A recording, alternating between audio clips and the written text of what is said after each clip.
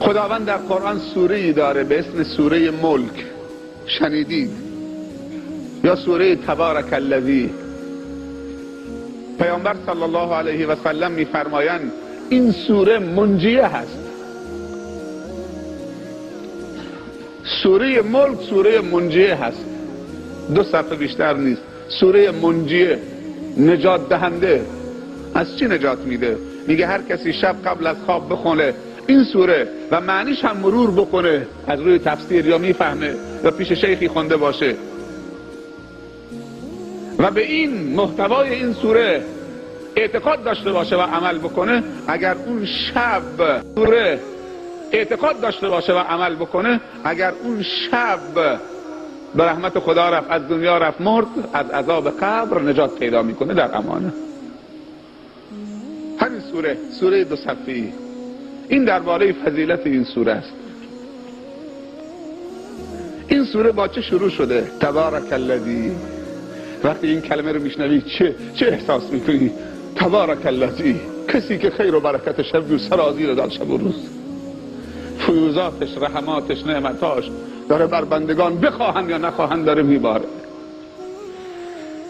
بیاره الملک، قدرت داره و هو علی کل شیء قدیر، میتونه هر چی اراده بکنه عملی بکنه. الذی خلق الموت والحیات لیبلوکم ایکم احسن عملا و هو العزیز الغفور. الذی خلق، یکی از نشانه های قدرت خداوند این که او کسی است که خلق کرده. کی میتونه خدا خالق باشه؟ زمانی که 3 چیز داشته باشه. خوب دقت بکنید. خدا خالق نیست مگر اینکه این 3 تا رو داشته باشه. خوب دقت بکنید.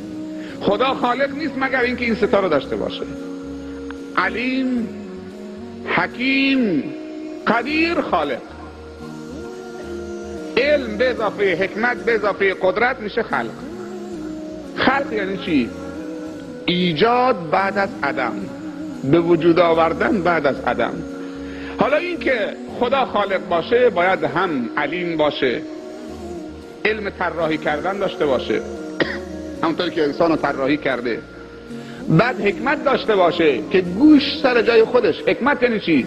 هر چیز رو در محل مناسب خودش قرار دادن.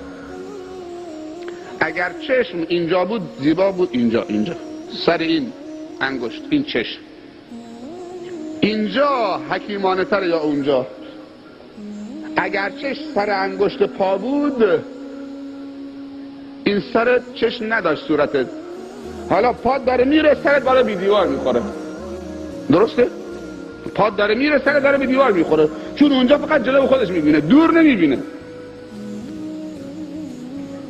و هر لحظه احتمال داره گرد و خاک، دود، سنگ، خار، نجاست تو چشم بره، ولی بالا جاش خیلی مناسبه.